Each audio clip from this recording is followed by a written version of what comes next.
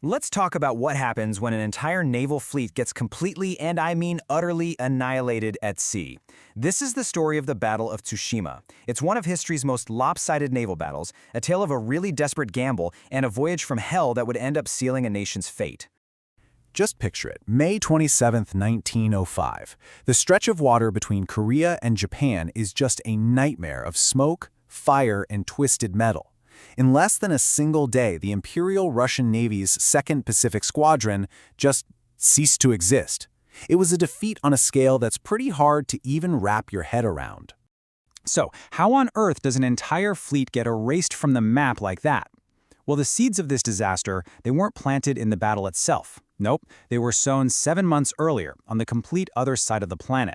So the real question is, what went so catastrophically wrong for the Russians? Okay, to really get this, you have to understand what was going on at the time. By late 1904, Russia was flat out losing its war with Japan. Their main fleet out in the Far East was trapped, getting pounded at a place called Port Arthur. So in a move of just pure desperation, the Tsar hatches this incredibly audacious plan: send the Baltic Fleet to save the day. Now, the scale of what they were trying to do was just monumental. We're talking about a journey of 18,000 nautical miles. That's over 33,000 kilometers. This wasn't just some short trip. It was a globe-spanning epic for a fleet of nearly 50 ships. Just look at this map. Look at the path they had to take. They sailed from the Baltic all the way down the coast of Europe and Africa, around the Cape of Good Hope, then across the entire Indian Ocean, and finally up through Asia. It was a grueling 7-month-long odyssey that would push these ships and their crews to the absolute breaking point. And their objective? Well, on paper, it was clear, if maybe a little optimistic. The mission was to get to the Far East, smash through the Japanese siege of Port Arthur, team up with what was left of Russia's Pacific Fleet, and then, just defeat the Japanese Navy and win the war. The stakes really couldn't have been any higher. But here's the thing. Right from the very start, this voyage was just cursed. It was a journey of bad omens, and one screw-up after another that basically crippled the fleet long before a single shot was even fired at Tsushima.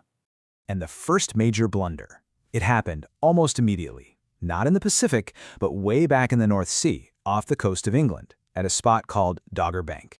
You see, the Russian fleet was super paranoid. They'd heard all these rumors about Japanese torpedo boats lurking everywhere. So, in the middle of the night, they stumble upon a fleet of British fishing trawlers and mistake them for the enemy. They open fire, sinking a trawler, killing fishermen, and, get this, in all the confusion, they even started shooting up 2 of their own ships. It was an international incident that showed everyone just how jumpy and poorly trained these guys really were. And that incident really just highlighted the core problem. The Russians were at a huge disadvantage. Their ships were older, slower, and after months at sea, their hulls were covered in marine growth, which dragged their top speed down to a crawl, like 9 knots. The Japanese, on the other hand, had modern, clean ships that could easily do over 15 knots. But even more important, the Japanese were combat veterans, while the Russians were just exhausted, demoralized, and sailing into a fight on the other side of the world. I mean, that 7-month voyage was a logistical nightmare. Imagine having to constantly refuel with coal at sea. It was backbreaking, filthy, exhausting work. By the time the fleet even passed Singapore, the ships were worn out and the sailors were just on the brink of total collapse. So after 7 miserable months, the battered Russian fleet finally enters the Tsushima Strait. And what they don't know is that they are sailing directly into a perfectly laid trap set by a faster, better trained, and better led enemy who is just sitting there, waiting for them. The Japanese had a total game changer: the wireless telegraph, or radio. While the Russians were sailing in radio silence, hoping to just sneak by, Japanese scout ships spotted them and used their radios to relay every single move. Admiral Togo knew exactly where the Russians were, what direction they were headed, and how they were lined up, long before they could even see his fleet. And this is the man in charge of the Japanese fleet, Admiral Togo Heihachiro. He was a brilliant tactician, a veteran of earlier battles in the war. And as his fleet steamed out to meet the Russians, he knew he had them right where he wanted them. Right before the battle, Togo hoisted a special signal flag, the Z flag, with this message. This became legendary in Japan.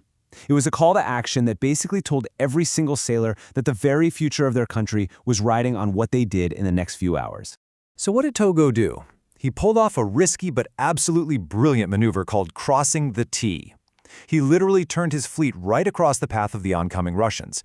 Now what this does is it allows all of his ships to fire all their main guns a full broadside at the enemy.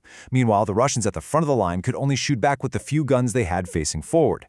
It was a tactical masterstroke. The result was a slaughter. This quote from a Russian officer on the flagship kind of gives you a sense of the pure hell they went through.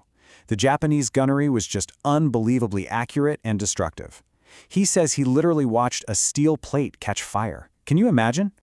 Within just a few hours, the battle was basically over.